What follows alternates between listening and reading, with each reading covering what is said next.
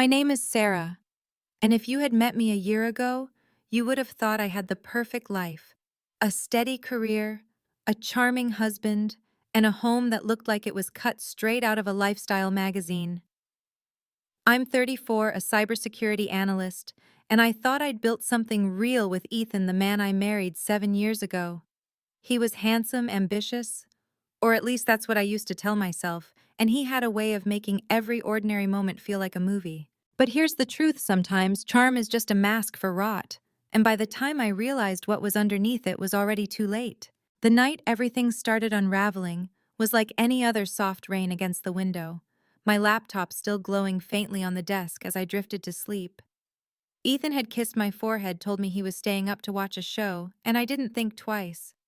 After all, this was routine. But routines have a way of hiding sins. That night while I was asleep, Ethan used my work laptop to access one of my accounts.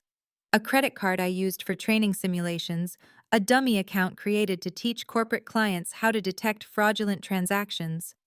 He must have seen me typing the login earlier that week and memorized it. He copied the card information, took a few photos with his phone, and crept back into bed like a thief who believed he'd pulled off a perfect heist. When I woke up, the air felt off. It's strange how intuition works, how the body knows before the mind catches up. Over coffee, I noticed a string of alerts flashing across my phone. $3,400 for a luxury watch, $7,200 for first-class flights to Paris, $100 for a hotel in Rome. My hand froze mid-air, the cup trembling slightly as I opened the banking app. And there it was, nearly $50,000 in fraudulent charges, all linked to that dummy card. For a few long seconds, I just stared. Then I laughed, not from amusement, but from the kind of disbelief that's half horror, half clarity. Ethan, he'd done it, but he didn't realize what he'd actually stolen. That dummy card was part of a government-linked cyber fraud training system. Every transaction triggered an alert to a financial security database. Each purchase was logged, traced, flagged, and sent directly to federal authorities for investigation. By stealing from me, Ethan had walked straight into a digital trap, one designed for professional criminals. When I called my lawyer Chloe that morning, she couldn't stop laughing. "Wait," she said between chuckles. "You're telling me your husband stole your training card? The one that's connected to live fraud alerts?" "Exactly," I said, my tone flat, but my chest tight with satisfaction. "He thinks he's in Paris living his dream. He's actually being tracked by the Department of Financial Crimes." "Sarah," she said, recovering her breath, "that's poetic." I wasn't sure what I felt. Relief, maybe. Rage that had finally found a direction. Or just exhaustion, the kind that comes from realizing you've spent years loving someone who saw you as a safety net. Over the next few days, I didn't say a word to Ethan. He'd left a note on the kitchen counter, taking some time for myself. "Don't wait up." I watched from afar as the charges continued to roll in: dinners at Michelin-starred restaurants, designer shopping sprees, luxury hotels across Europe. Each notification buzzed like a tiny pulse of vindication. 3 days later, I got a call from a man named Agent Keller. "We've detected high-value fraudulent activity tied to your account," he said in a calm, clipped voice. "Do you know who might be responsible?" I hesitated for a moment, then said it. "Yes, my husband." There was a pause long enough to feel the weight of disbelief on the other end. "Your husband," he repeated slowly. "Yes," I said, "and I can prove it." By the time Ethan returned home, he was dressed like a man who thought he'd conquered the world. Tailored suit, new watch, glinting under the lights, designer luggage spilling over with European brands. He tossed his sunglasses onto the table and smirked at me. "Thanks for the upgrade, my dear," he said with a grin. "You really outdid yourself this time." I smiled quiet and restrained the kind of smile that hides a storm. "Oh, Ethan," I murmured, shaking my head. "You have no idea what you've done." He frowned, clearly confused. "What's so funny?" I wanted to tell him everything right then, that every single thing he'd purchased had already been logged by federal investigators, that the watch on his wrist was technically evidence that he'd walked himself into a case study that my own team would be reviewing for years. But instead I just said softly, "You'll find out soon enough." That night, as he bragged about Paris, about the champagne, the penthouse suites, the women who couldn't stop looking, I hit record on my phone. Every word he said, every self-incriminating boast captured perfectly. When he finally went to bed humming some song he'd picked up in a bar, I sent the audio file to Chloe. She replied within minutes, perfect, sending it to Keller. For the next 48 hours, I waited. Watched him move around the house like nothing was wrong. Watched the arrogance in his stride, the ease in his lies. I'd spent years shrinking myself to avoid confrontation, biting my tongue just to keep the peace. But that version of me was gone. On the third evening, there was a knock at the door. I knew the rhythm of that knock firm official practiced. I opened it to find Agent Keller and two uniformed officers standing outside. "Good evening, Mrs. Miller," Keller said politely. "Is your husband home?" I smiled faintly and stepped aside. "He's right inside. Please come in." Ethan looked up from his phone, his face twisting into confusion as the men entered. What's going on?" Mr. Miller, Keller said, his tone steady and controlled. "You are under investigation for multiple counts of credit card fraud and unauthorized use of financial accounts. We'd like you to come with us for questioning." Ethan's face drained of color. "Wait, what? No, this is insane. Sarah, tell them this is some kind of mistake." I folded my arms and leaned against the wall. "A mistake," I said quietly. "You made plenty of those?" As the officers read him his rights, Ethan's voice cracked with panic. "Sarah, you can't do this. You're my wife. You're supposed to stand by me." I tilted my head, watching him struggle. "And husbands," I said evenly, "aren't supposed to steal from their wives." He glared at me with raw hatred as they led him out, shouting, "You won't get away with this." "Oh, Ethan," I whispered, "I already have." When the door shut behind them, I stood there in silence, the sound of my own heartbeat loud in my ears.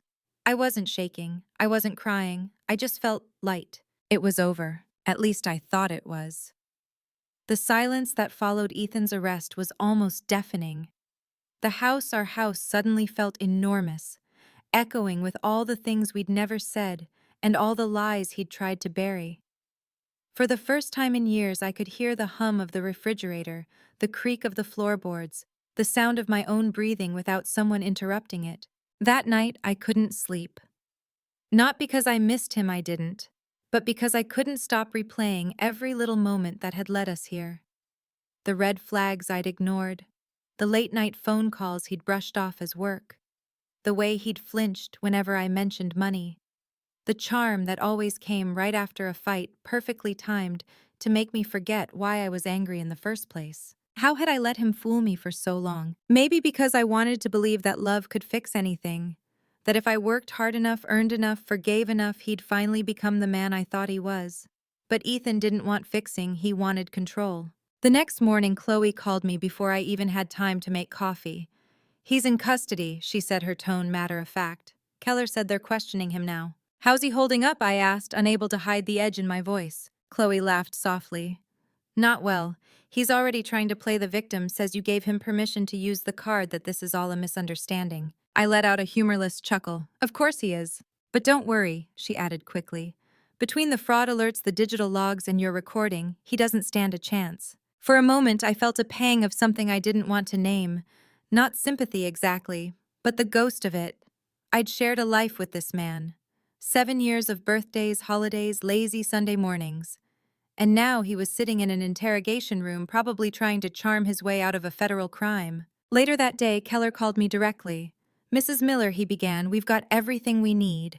Your husband admitted to using the card but claims he didn't know it was part of a fraud detection program. He's blaming the mix-up on you." I laughed out loud, shaking my head. "That sounds exactly like him." Keller's voice softened slightly. "You should know, given the amount of money involved, he's looking at serious consequences. Multiple counts of fraud and identity theft. But the good news is, you're not liable for a cent. The program already flagged and reimbursed all charges." I exhaled slowly, feeling the tension in my shoulders start to ease. "Thank you," I said quietly. "Don't thank me," he replied. "This case practically solved itself. Honestly, Mrs. Miller, you handled this brilliantly." After the call, I sat on the couch for a long time, staring at nothing. It wasn't triumph I felt, not exactly. It was a strange mix of grief and relief, like watching the final scene of a long, painful movie and realizing the ending wasn't happy, but it was fair. The fallout came fast. News of Ethan's arrest spread through our circle of friends within days. His carefully polished image, The charming husband, the adventurous spirit cracked like cheap glass. The woman I'd suspected he'd been seeing, Nicole, dropped him the moment she heard about the charges. The luxury items he'd flaunted were confiscated. The flights he'd booked were canceled. The bank froze his accounts. Karma, it seemed, had a very efficient schedule. 2 nights later, my phone buzzed with a number I didn't recognize. Against my better judgment, I answered. "Sarah," he said, his voice small, defeated. "I need to talk to you." I took a slow sip of my tea, leaning back in my chair. "You're not supposed to contact me." "Please," he said quickly, desperation leaking through every word. "I messed up, okay? I didn't mean for it to go this far. I thought it was just what I interrupted. Just stealing $50,000 from your wife. Just betraying the person who paid every bill, who believed every lie you told. I thought you loved me," he whispered. "I did," I said after a long pause. "I loved the man I thought you were. But the man who did this, who thought he could cheat me, mock me, and walk away untouched, that's not someone I could ever love." He started to say something else, but I ended the call. When I hung up, I didn't cry. I didn't scream. I just sat there in the quiet, feeling the final thread between us snap. A week later, Chloe called with an update. "He took a plea deal," she said. "No jail time, but he has to pay back every cent, complete community service, and his credit's ruined for years." "That sounds fitting," I said. "He always wanted the high life. Now he gets to experience the other half." Chloe laughed softly. "You're handling this better than most people would." "Maybe," I said, staring out the window. "But it's strange I don't feel angry anymore. Just done." That night I poured myself a glass of wine and sat in the living room, surrounded by the quiet I used to resent. Ethan's absence wasn't a wound anymore. It was air, space, peace. I thought back to the moment he'd walked through that door, flaunting his new watch, mocking me with that smug grin. He thought he was untouchable, that my silence meant weakness. But he never understood silence can also be strategy. The day the divorce papers arrived, I sat at the kitchen table with a pen in my hand, my heart strangely steady. I signed my name slowly, deliberately, then closed the folder. It was done. For the first time in 7 years, my life belonged to me again. I wasn't Mrs. Miller anymore. I was Sarah, just Sarah. The day Ethan's plea deal was finalized, I woke up before sunrise. The apartment was quiet except for the faint hum of the city waking up beyond the windows. I sat at the kitchen table with my laptop, a mug of coffee in my hands, and the final legal email glowing on the screen. Case closed. The words felt unreal. I read them over and over, waiting for some grand emotional rush, relief, triumph, closure. But what I felt instead was something simpler: stillness. For months, my life had been a constant storm: suspicion, discovery, confrontation, and justice. Now there was just quiet. And in that quiet, I finally met the version of myself I had buried for years. I spent the first few days after the case cleaning out the apartment. Every drawer seemed to hold a ghost, a cufflink, a perfume sample he'd accidentally brought home, a postcard from Paris that now felt like mockery. I filled box after box, not with sadness but with clarity. Each item I threw away was another piece of the illusion I'd once called marriage. When Chloe came over that week to drop off the final restitution paperwork, she found me sitting cross-legged on the floor, surrounded by half-packed boxes. "You look lighter," she said, handing me a manila envelope. "I am," I replied, meaning it. For years I thought peace meant avoiding fights. Turns out peace means being free from lies. Chloe smiled knowingly, sitting beside me. "You didn't just survive this, Sarah. You rewrote the ending." We talked for hours, not about Ethan. He didn't deserve the airtime, but about the future. About the projects I wanted to take on the solo trip I'd been too afraid to book, the dream house I'd once postponed, because Ethan said it was too far from his scene. For the first time in years, every sentence began with "I want" instead of "we should."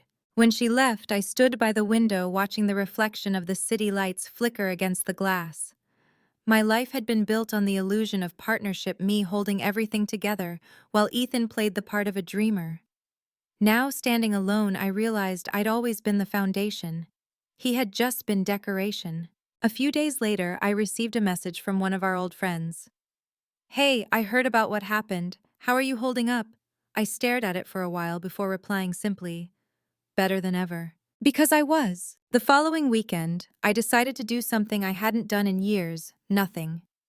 No planning, no fixing, no worrying.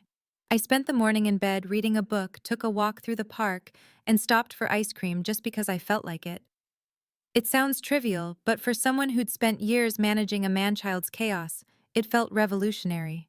That afternoon, as I was sorting through some old files, I came across the envelope that had contained our divorce decree. Plain beige, unremarkable, yet it had carried the moment my freedom was restored. I held it for a long time, tracing the edge with my thumb. It was strange how something so small could end something so enormous. Later that evening, my best friend Lauren came over with her usual energy, a bottle of red wine and a carton of Thai food. To new beginnings, she said, raising her glass.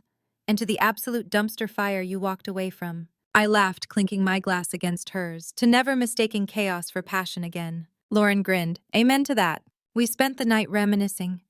Not about Ethan, but about everything I'd forgotten. I loved silly college stories, bad karaoke nights, the trip we'd promised to take years ago. For the first time in forever, I didn't feel like someone's wife, or someone's victim, or even someone's survivor. I just felt like me.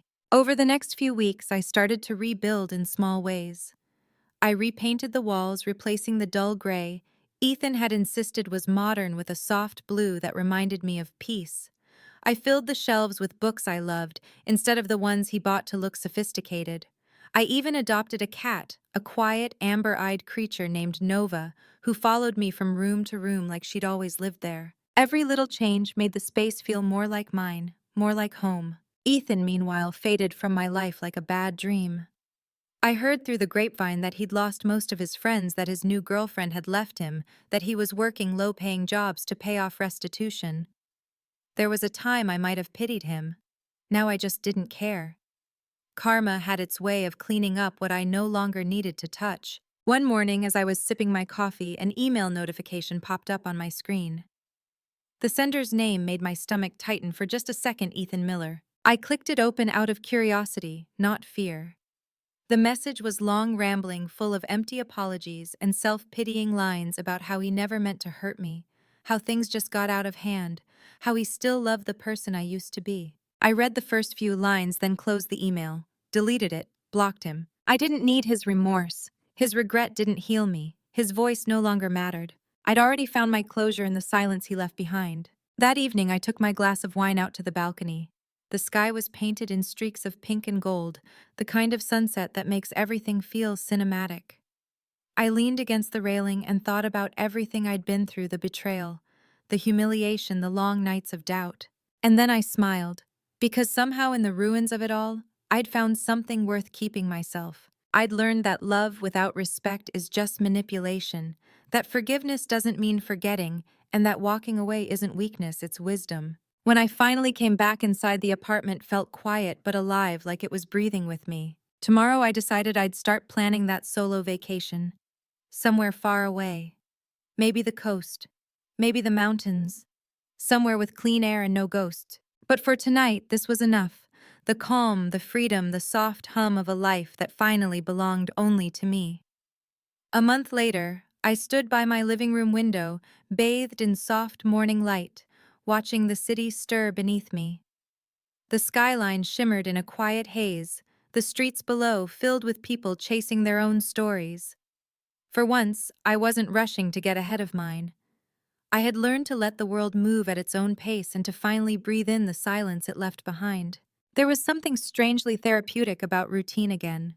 The scent of fresh coffee, the sound of typing on my laptop, the small satisfaction of crossing off tasks from my work list. My days no longer revolved around appeasing someone else's moods or cleaning up their chaos. They revolved around me, my peace, my progress, my healing. Sometimes late at night, I'd think back to the years I spent trying to fix Ethan, how I'd convinced myself that his ambition was just misunderstood, that his charm meant depth, that his lies were simply mistakes.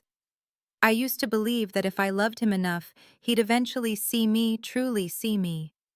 But love, I realize now, doesn't save someone who enjoys watching you drown. Ethan's name started to disappear from my vocabulary, even in my thoughts. He became him, and then that chapter, and eventually, nothing at all. I didn't even notice the exact moment when I stopped thinking about him entirely. It just happened like an old song fading out mid-verse. One Saturday morning, I found myself wandering into a little bookstore on the corner of 6th Avenue. It was the kind of place that smelled like old pages and fresh coffee, two of my favorite things. The owner, a soft-spoken man in his 60s, greeted me with a smile. "Looking for anything in particular? Something that feels like starting over," I said. He chuckled softly.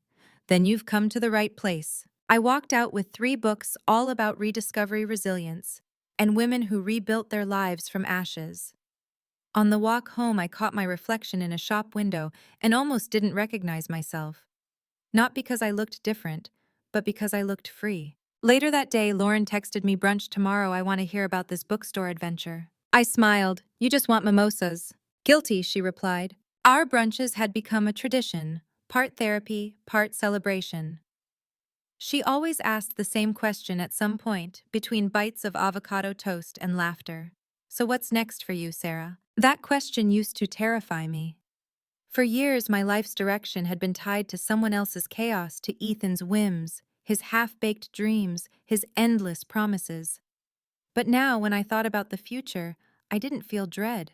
I felt possibility.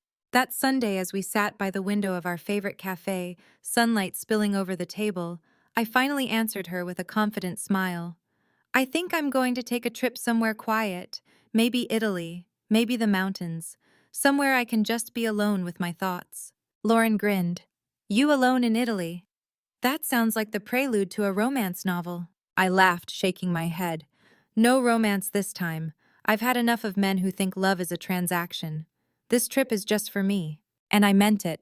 A few weeks later, I booked the flight. Just one ticket, one suitcase, one direction forward. When I landed in Florence, the air felt different, cleaner, lighter, scented with the faint sweetness of lemon trees and espresso. I spent the first morning walking through narrow cobblestone streets, marveling at how the world could feel so big after being confined by someone's lies for so long. I visited museums, lingered in art galleries, and stood on bridges just to watch the sunlight dance on the water. On my third day, I found myself sitting at a small cafe overlooking the Arno River. The waitress set down a cup of cappuccino and smiled. "Are you waiting for someone?" "No," I said softly, "just enjoying the view." It felt strange at first, but also powerful, to not be waiting for anyone, to not be accountable to anyone's expectations. I realized then that solitude wasn't emptiness, it was freedom. That evening, I wrote in my journal something I hadn't done in years. I thought my story ended when he betrayed me. I wrote, but it didn't, it just began again with me. When I returned home weeks later, I brought back more than souvenirs. I brought peace.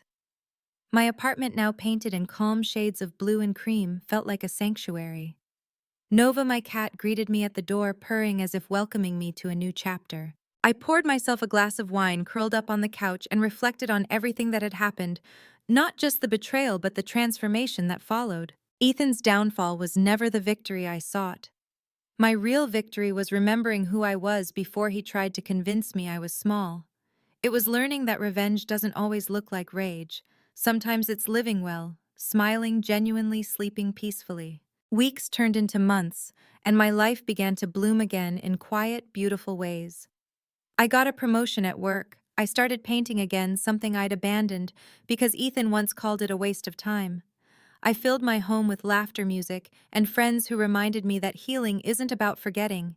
It's about forgiving yourself for what you tolerated. One night, as I stood on my balcony with a glass of wine, watching the city lights shimmer below, I whispered into the night, "Here's to me." To the woman who thought her life was ending when it was only just beginning. The night I finally felt the past slip away wasn't marked by fireworks or tears. It was simple quiet, almost unremarkable. I was sitting on my balcony, a soft breeze brushing against my hair, a candle flickering beside me. The city was alive below, but up there it felt like another world. Nova curled in my lap, purring softly as if she knew that silence no longer frightened me. I thought back to everything, to the girl I was before Ethan, to the woman I became because of him, and to the one who rose from the wreckage afterward. It was strange how time transformed pain. What once felt unbearable had become the very thing that gave me strength. People often talk about betrayal like it's a wound sharp, bloody, and immediate. But for me, it had been quieter than that. It was slow erosion, tiny lies that softened the edges of my reality until I couldn't tell where love ended and manipulation began. By the time I saw the truth, it wasn't a sudden heartbreak, it was a gradual awakening. And yet here I was, not broken, not bitter, but free. A few weeks later, I received an email from Chloe with the subject line, "Final restitution complete." Attached was the confirmation that Ethan had repaid every cent he owed. No apology, no message, just a number in a document that once represented his greed and now symbolized my closure. I stared at it for a long time, then I deleted it. That was the moment I realized I no longer needed proof of justice. Justice had already happened the day I chose myself. From that day forward, I started writing again, not the technical reports or security briefings my job required, but stories. Emotional, messy, honest stories about women who had lost everything and somehow found themselves again. I didn't plan to share them at first. They were just a way to let the past breathe without suffocating me. But one evening, Lauren stopped by unannounced, holding 2 coffees and her usual grin. "You've been off the grid," she said, setting the cups down. "What are you up to, Miss Mystery?" I hesitated, then handed her my notebook. "Just something I've been working on." She flipped through the pages, reading a few lines before looking up at me with tears in her eyes. "Sarah, this is beautiful." I shrugged, embarrassed. "It's just therapy on paper." "No," she said firmly. "It's strength on paper." That night after she left, I sat at my desk and looked at the notebook. I hadn't realized until then that I'd been writing the story of my own rebirth, not as a victim, not even as a survivor, but as a woman who refused to be defined by what broke her. Months passed, and the ache that once lived in my chest faded into something quieter, something like gratitude. I began to appreciate the scars for what they were, reminders that I'd endured, that I'd overcome, that I'd chosen to rebuild, when it would have been easier to crumble. Sometimes I'd still get whispers of Ethan's name through mutual acquaintances. "He's struggling," they'd say. "Can't hold down a job," still blaming everyone but himself. I didn't respond. Not out of spite, but because I no longer needed to. His story wasn't mine anymore. One afternoon, while sorting through some old files on my laptop, I stumbled upon a folder labeled Paris Receipts. It was the digital trail of his crimes, every extravagant purchase, every fraudulent charge, every illusion he'd tried to build on my name. For a moment, my stomach tightened. Then I clicked Select All and Delete. Gone. I didn't even empty the trash immediately. I just sat there watching the screen fade back to my desktop, a clean slate. That night, I cooked dinner for myself. Pasta, wine, soft jazz playing in the background. I sat by the window, the golden lights of the city stretching endlessly before me, and for the first time I felt whole. Not recovered, not healing, just whole. As I twirled the last bite of pasta around my fork, I whispered a quiet toast to the universe. Thank you. Not for the pain, but for what it taught me. Because if Ethan hadn't betrayed me, I might never have learned that independence isn't loneliness. That peace isn't something you find in another person. It's something you build for yourself. One boundary, one truth, one choice at a time. After dinner, I stepped onto the balcony again. The sky was velvet dark, scattered with faint stars. Somewhere below, someone laughed, the sound carrying up through the night air. I smiled. It felt good to hear laughter again, not forced, not cautious, just real. I leaned against the railing, letting the breeze sweep over me. My mind wandered not to what I'd lost, but to everything ahead of me. A life that wasn't defined by fear or deception or compromise. A life that was mine. Maybe someday I'd meet someone new. Maybe not. It didn't matter. Because for the first time in years, I wasn't searching for anyone. I wasn't trying to prove my worth or earn someone's love. I already had both. As I watched the city lights flicker and fade, I whispered one final thought to the night. Not for Ethan, not for the past, but for myself. "You survived, Sarah. You finally made it home." Then softly I added, "Here's to never mistaking betrayal for love again." I raised my glass to the air, a quiet personal celebration, and smiled through the stillness that followed. Because this was the real revenge, not anger, not punishment, not victory, but peace. Peace that no one could steal from me ever again. If my story touched you, don't forget to like, share, and subscribe to the channel, and tell me in the comments. What would you do if the person you trusted most betrayed you like this? Sometimes healing starts by telling your story. Maybe mine helps you start yours. End.